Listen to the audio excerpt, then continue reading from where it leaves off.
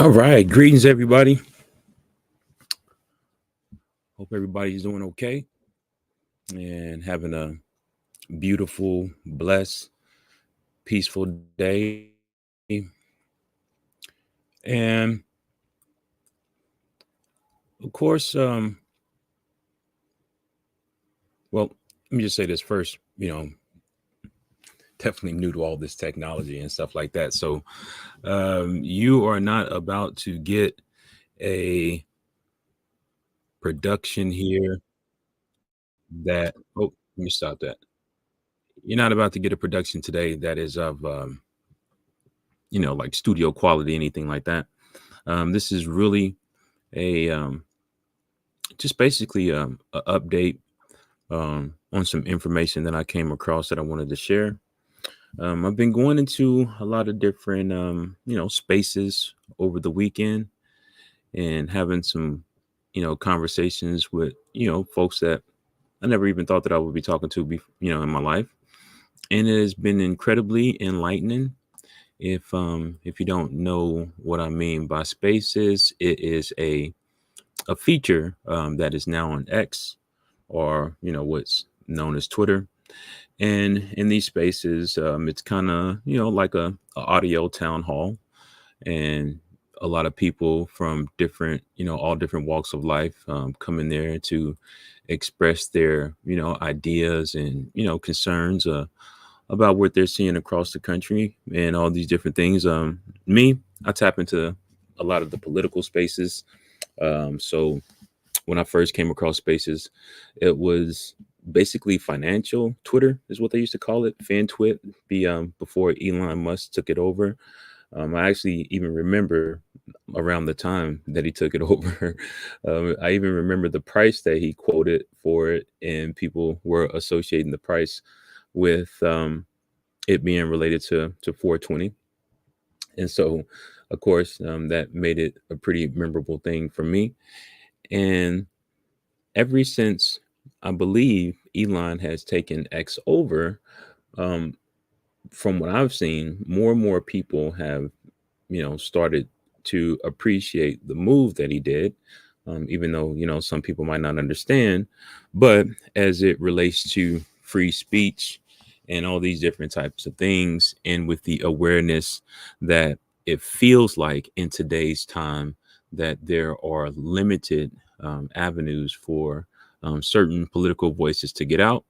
And before Elon took it over, it seemed as if that this incredibly influential instrument in technology was basically skewed towards a leftist political paradigm. And so, when we're talking about things of free speech, that can be a difficult situation to have when so many people are utilizing a platform like X, and you are only able to hear basically one side of the political argument.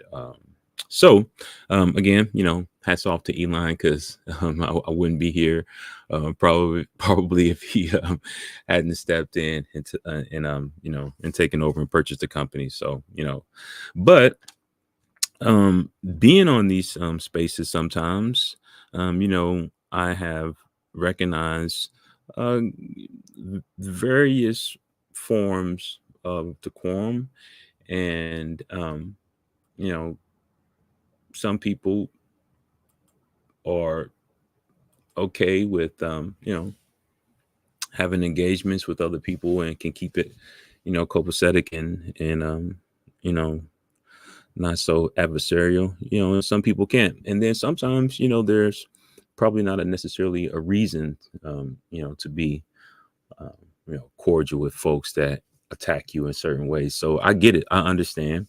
And for me, for the most part, I like to come into those spaces just to listen.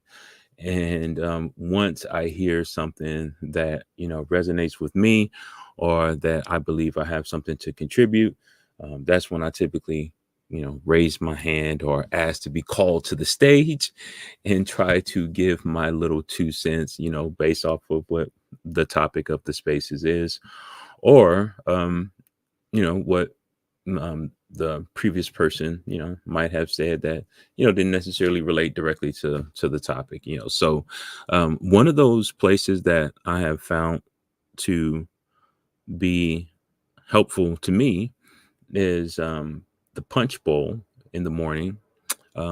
Here, Kansas City, Missouri, Central Standard Time, Punch Bowl comes on about, I think it's at 7 o'clock. I think they both, or I think the people that host it or organize the space are out in the Eastern time zone for sure, because they started about 7. And I know just from, my experience that, they say it's 8, but I know it's 7 here. But anyway, so um, that spaces has been very important to me, mostly because of the fact that for about 10 years or so, I have represented myself as a Democrat and have even ran for office a couple of times or for state legislator under the Democratic Party. And that is no more. That is completely gone by the wayside. And so once I figured that it was time for me to change the party that I represent and the party that I embrace, I wanted to hear more from just common everyday people about the conservative ideology.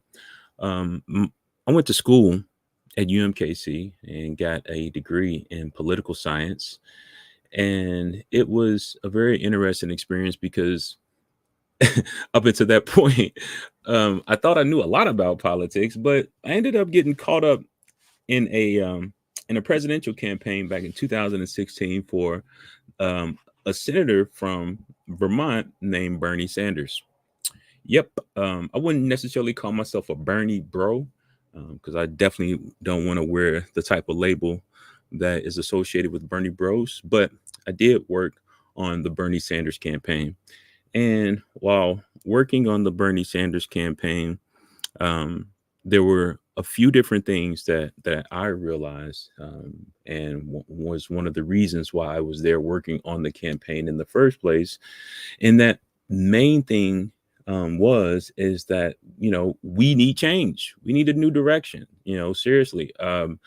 One of the most disappointing things about the Obama administration, in my opinion, is that they delivered almost nothing that I can really hold my hat. Well, I don't say hold my hat, but nothing that I could really say that um, I believe that you know those people who are part of that administration should be super super proud of.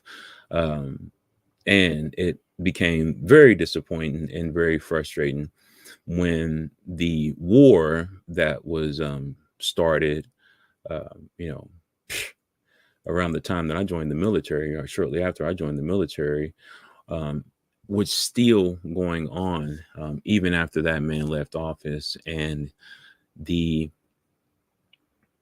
so-called closing of Guantanamo Bay, that, and of course that never happened either. And so really starting to engage in politics, or just be familiar with politics around the time that Obama was elected, it allowed me, of course, to get an armchair's perspective. And from 2008 and 2016, that 8-year time span, I was a union member working at Ford Motor Company. And so having that experience as well, around the time that the country was experiencing the great financial crisis, really let me know that I have to take this political thing a lot more serious and really understand, what's going on in my country, because just the things that I was raised with and the things that I had been taught were just starting to become very, very, very inconsistent. So it was around 2012 when my father, and another gentleman named MD Alam, they kind of both put something in my head that, made me think that I should run for office in 2012. Right. And so, being from the east side of Kansas City, a black community, and pretty much being familiar with how black people associated with democratic politics, I thought it would be a good idea to run as a Democrat in 2012. Mind you, I was aware that the Republican Party was founded by black people. I still thought that the Democratic Party at the time was more in line with the conditions of black folks and the people that I care about, right? So ran under the Democratic banner, and probably I would say a couple months into the campaign, I really had decided to abandon the campaign because there were a few different guys, from the neighborhood that saw what I was doing, and being where I'm from, they were really excited about seeing somebody like myself, who, comes from where they come from and talks the language that they talk, actually running for office and demonstrating that, we do not have to be victims of our own circumstance, right? And so one of the things that those guys were interested in is becoming self-sufficient. They wanted to be able to, take care of their families and provide for their families, and do it in a way where they feel that they could have the freedom and the lifestyle that that they wanted to live, which is really just having the most amount of time to spend with your children and educate your children in a way that you believe would be beneficial for them, as opposed to this whole standardized type of education that we have. So we were really interested in producing a situation where we could provide for folks to embrace a educational dynamic that would help them to be better thinkers. It was an amazing experience, which is again one of the reasons why I abandoned the campaign, because trying to build organizations, help folks out, and campaign for my first time as well, that was just not going to work. So what had happened is that I decided to flip the dynamic a little bit. And what I mean by that is that, when you're doing campaigns, and I see the reasons why we have to have more political engagement right now, especially in Kansas City, Missouri. There's not enough political engagement, and I'm not talking about the political engagement of sitting down, listening to somebody on Facebook, or even those spaces and television and things like that. All those things are okay, but to really understand politics in the United States, you have to have a better understanding, which I've found out as well. I was guilty of this, well, of just how the basis of the government works. You will be completely surprised on the amount of agency really that you have right now in your own hands. Is just that the people who are in certain positions, of course, they don't want you to know these things because it would present a threat to their agenda. And therefore, if they have a threat to their agenda, then all different types of things can happen for them. But yet and still, the community at large is in a way still held back because they don't get exposed to these ideas and understandings that can help them out, such as political engagement. And it is one of the reasons why they used to actually teach these things. I've heard, back in the day. Of course, I'm a millennial, so I just know a little bit. I think they were still teaching us like the schoolhouse rocks and stuff like that. I'm just a bill sitting on Capitol Hill and all those different things. But they didn't get too much into it. But anyway, so those guys really lit a fire in me, and like I said, I decided to flip the dynamic a little bit, and I became aware real quick, going before I even got into the campaign, when I decided to run, how Kansas City politics operated, right? And so that's what became one of the frustrating things about my situation is because, again, like I said, the Democratic Party and Kansas City, they're still like this. They're neck and they're tied. They're married together, right? And so my father, again, us being good union employees, like I was a third generation union employee at Ford Motor Company, definitely love the guys that I worked next to, on the line, and the camaraderie that we had. It reminded me of the military, to a degree, because for good, bad, or the ugly, you're stuck in there for hours on a time or hours at a time, and everybody is, for the most part, is doing some pretty hard work that a lot of people were proud of because we said Ford, made in America, and all those good things, and Ford didn't take the government bailout. So we used to tease guys at General Motors. We used to call them government motors all the time. So anyway, um, my dad, he wanted to kind of introduce me to some folks that he believed that would be beneficial for the campaign. And I told him I was good, being the individual that I am and having this independent streak about me. I told him that I was good, that I was going to go about this my own way, and that I appreciated him for wanting to help me out and contribute, in that way.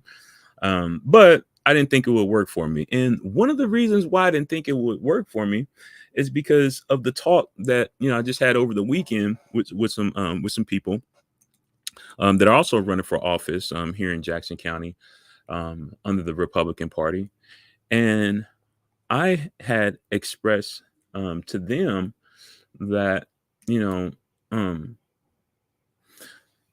when I looked at the situation and, for, of course, people who don't know me, I have come a very, very, very long way.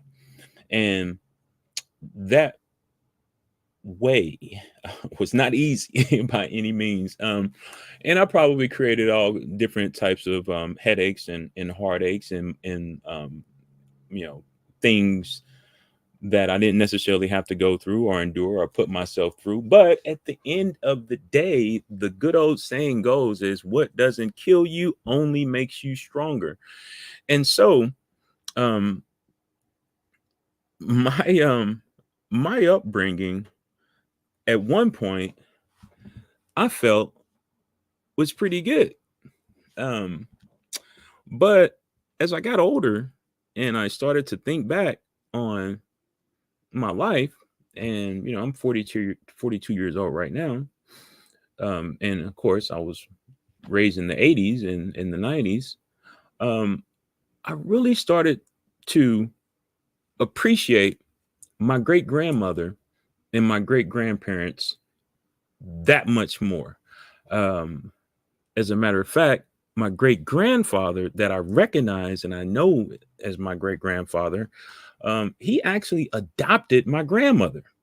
And so my great grandfather was born in McGee, Arkansas in 1918. I got his arm tattooed here, or I got his name tattooed right here on my arm. And this guy was an incredible man. I mean, absolutely incredible. Leslie Charles Seals, and LC is what they used to call him. And he used to tell me stories about when he came to Kansas City. Um, it was back in the time of the Depression. And during the Depression, him being raised on a farm down in Arkansas, he said that there wasn't much food available. And so he said that they had one cow. They couldn't kill that cow because they needed it for the milk and stuff like that. So when he got hungry, he said he would jump the trains and come up to Kansas City. Now, he would get to Kansas City and he would go to the soup kitchen. And then he said the next place that he would go was 18th and Vine to hang out on Vine. Well, I, became aware, of course. not through him, but just hear of the legends and stories within your family. I heard that my great grandfather was almost a professional gambler, and so that's basically how he paid his bills. But when you think of the culture, back in the 1930s and 40s and 50s, in a lot of the black communities across the country, there was a thing called the policy, the numbers. People played the numbers. Now we talk about it as the lottery, right? But it was these types of situations where people from the black community were building independence and building self-sufficiency for themselves. And so my great grandfather used to explain to me how you couldn't go north of 7th Street because the Italians were on that side of town. You couldn't go east of Jackson because the Irish and the poor whites were on that side of town. You couldn't go south of 27th Street, and you couldn't go west of Truce because that's where the more affluent whites were in town. And so basically, from 7th Street to 27th Street, from Truce to Jackson was considered the black community or the black area. Now, coming up, right? Unless my memory just is absolutely lying to me and failing me, it's amazing how I used to I tell like guys like a lot younger than me, or I used to tell the guys like younger than me, or I remember having conversations with guys younger than me about how I literally remember what it was like to live in Kansas City before the crack epidemic, right? And so the crack epidemic really played its part in destroying the black community in Kansas City. And I'm pretty sure, I've been to other places as well. The stories are almost the same everywhere, right? The jobs, first off, always comes the jobs. Because what did you have in that particular time? Well, you had the understanding that a new type of commerce could be developed on a global level, and where these certain supply chains could be designed in a fashion that could allow for other countries to participate in the global economy and supply the labor, while the United States supplies, capital and all these other different resources and infrastructure, yada, yada, yada, blah, blah, blah, blah, blah. Because ultimately, what did it do? Well, it allowed for major corporations, right, to be able to say that they can shift their production to other countries, still profit from the um, disparities within the currency and all these different things, still be considered, United States corporations, but yet and still, when you start to look at the different places where production is actually taking place and what actually gets made here in the United States is like a small portion. Even working in Ford Motor Company, it used to be interesting how we could call ourselves an American company when all the wiring came from another country, all of the steel, I believe, came from another country, all the engines, the parts, all that stuff came from another country. And basically the only thing that we're doing is they putting a couple things together and saying, bam, yep, there you go, made in America. Now, don't get me wrong. Um, um, I'm not an anti-capitalist by any means or stretch of the nature. And I say that because I can relate to something that a good brother named Curtis 50 Cent Jackson just said over the weekend as he was opening his production studio in Shreveport, Louisiana. Hats off to 50 Cent for that major move. And hats off to the city of Shreveport as well. And I hear they got a pretty good Republican mayor down there that probably worked pretty hard to try to get a situation where 50 Cent is investing in that community and understanding and having the foresight to see what's such a transformative situation that could be created when you embrace cultural assets, like a person like 50 Cent. Anyway, so when we look at how the jobs were taken away and how this theory, right, of how you're all of a sudden going to take a coal miner or a elect or warehouse electrician, and and all these other different, what they call blue collar employment or skilled jobs. You're just going to take those people, you're going to retrain them, and then those individuals are going to have a better overall outcome, because their quality of life will be improved and all these different things. So those were the things that I was taught, and or that I learned, or that I picked up. Because I won't say that I was the greatest scholar or academic or anything like that. Matter of fact, I was pretty far from it. I wasn't a dummy in school by any means. Matter of fact, I think I was probably more clever than I was, intelligent or smart. I still got my work done, regardless who probably had did the work for me. But I still turned stuff in. And I was smart enough to know if somebody was, fudging me on my on the grades, because anyway. But so those jobs get taken away. Those individuals, they don't get retrained. Okay.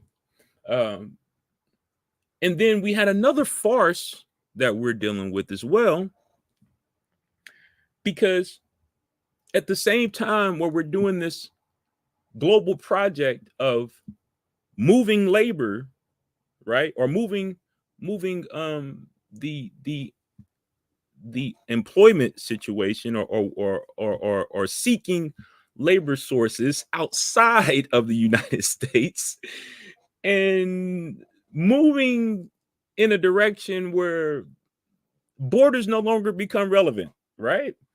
And so at the same time, when a lot of this stuff was first starting to take place, we were at war. Isn't that kind of strange? We were at war. Yeah, we had a thing going on called the Vietnam War, but we were also, well, never forget that the Vietnam War was also associated to what was called the Cold War. Now, what was taking place during the Cold War? Well, the Cold War was a way for the two global powers at the time, the United States and the Soviet Union, aka Russia today or whatever. They had little proxy fights taking place all across the country, all across the world, because the race to indoctrinate, listen to that word, indoctrinate other economies into your system became a you know a necessary fact for people, right? Or for the people in power. And so you create this situation where you are literally trying to figure out ways to bring the entire world pretty much into your grasp. And that requires a lot of resources. And so what was happening at the same time, where, you know, trying to open up certain other countries, right? We're spending an enormous amount of resources on other countries and other situations, to so-called allow for this another theory that was kind of shoved in the sandwich there, is this trickle down theory of economics. And so here we have the jobs being moved out of the country.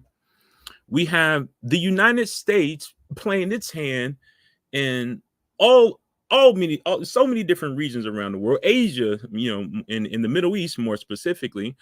And I wasn't around during those times, but I do a little research, you do a little reading, and it's no coincidence, right? Check this out.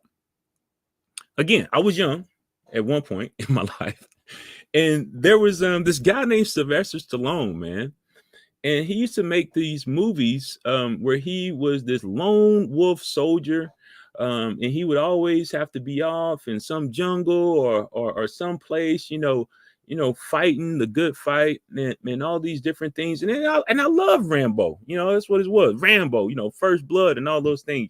As a child, remember, um, Hollywood wasn't so antagonistic to male masculine figures at one point as they are today. If you're not, a action figure or not an action figure or some toy, Marvel comics or something like that. You're okay if you're a toy and you're an action figure. But I remember there was a guy, when I was younger, his name was Action Jackson, just a straight up brother, kicking butt, arresting people and trying to get the job done. We don't see too much of that anymore, but that's a whole nother topic for another discussion for another time. And so, but Rambo, right? In one of the Rambo movies, I remember because I actually got the action figure for this particular movie or the theme around this particular movie. But Rambo was fighting against the Russians. And where was Rambo fighting against the Russians? Well, Rambo was fighting against the Russians in Afghanistan, right?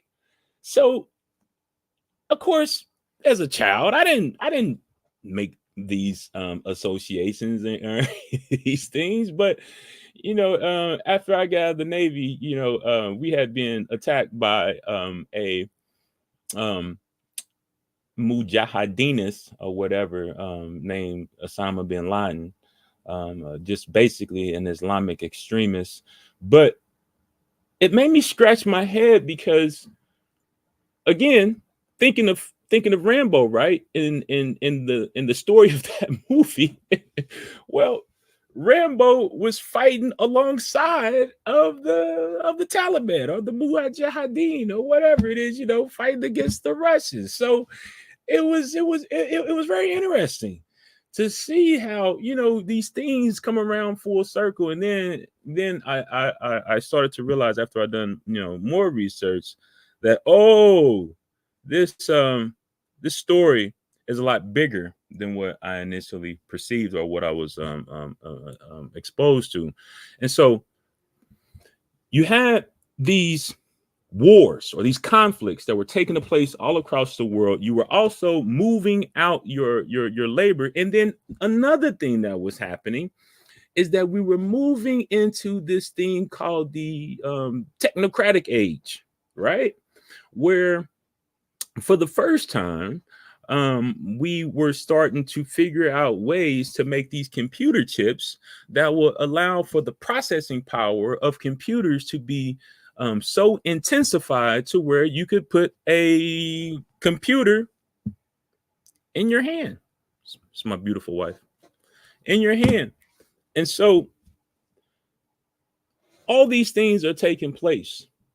There's a huge race to see, who can corner the world, right? And at the same time, when all these things are taking place and you're destroying the labor economy, or you're reframing the labor economy, you have places like Kansas City, Missouri, where the movement of people has pretty much always been at the whim of the elites in the city. You open up the files and you start to see at one point, people used to migrate to this place. And again, which is another tragic thing about our modern education. Hats off to the legislators, down in Jefferson City, who have just recently passed legislation to expand school choice, which of course school choice needs to be expanded all across the country.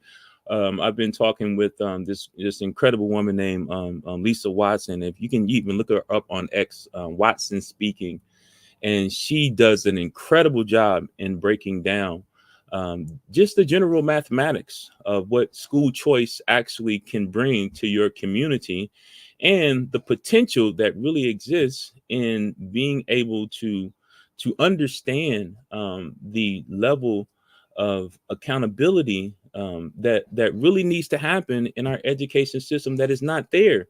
And so if that level of accountability needs to increase, then you really can't look any further than really your own, situation. And it might be difficult, but we just have to figure out ways to make it work. And it's not as if that these are new type of ideas, as Miss Watson pointed me towards the understanding of, because when we look at the education process in the first place, it was typically anchored by religious institutions, and for the most part, still anchored by a lot of religious institutions. And so, the way to really get back to the education of our children in the future, I believe in my heart, is trying to figure out more ways to bridge that gap back to having more religion in our education process, because the bottom line is the the books, right, will only teach you so much, and the development of character is a complete hands-on thing, and it is definitely understood for some people that if that level of character is not there, then everything else is just like a house of cards. It just pretty much collapses in on itself. And so, Kansas City, man, has a history that goes back to the Louisiana Purchase. And so it's unfortunate because, as I said before, the the spirit of this Kansas, or of the spirit of Kansas City, used to be one of grit, determination, resilience, and all these different qualities that you only get when you have people who embrace those values and want to see those values emulated in their society. Now, totally different. Totally different. Again, I know I've said a lot, but and I'm gonna be wrapping this up here pretty shortly. But I promise you, please go to dblackformo.org, because I'm running for Missouri State Senate, and I would love your support, because your support in any type of way, shape, form, or fashion will help bring forth and manifest the the vision, and have a person in a position that is totally committed to delivering true representation, and not representation in a way that holds people back, but representation in a way that truly empowers folks. And so, I've said a lot on this thing right here, but this is just a way to kind of really help people, find me, and come with me on this journey, as I unpack a lot of these different things as they relate to Kansas City, because I, I you know, I've heard people say it. I believe it myself. There's a reason why Kansas City is in the heart of America. And like I said before, the political situation in Kansas City right now um, is it's sad, to say the least. We have homicides, we have, trash and drugs, and you know, I used to believe that you know I could be one of those people who let someone else take care of those things, right? That I could be one of those people that could stand on the sidelines and say yes, yes, this I don't like that either. But once I realized that if all of us take that approach, then guess what? That means nobody's on the front line actually doing the fighting, and that's what has to take place. These campaigns are always a struggle, always a headache. But they have to be done, because if you don't fight, then guess what? Then the people who are in opposition to you, they win. And once they win for a pretty significant time, then there's really no difference between you being enslaved in, bondage and chains, or you being enslaved through ideologies and dependency.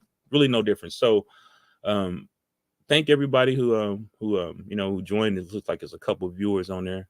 Can't necessarily see who you are, but thank you anyway.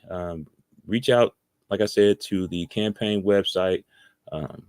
Follow me on X, turn on your notifications or whatever.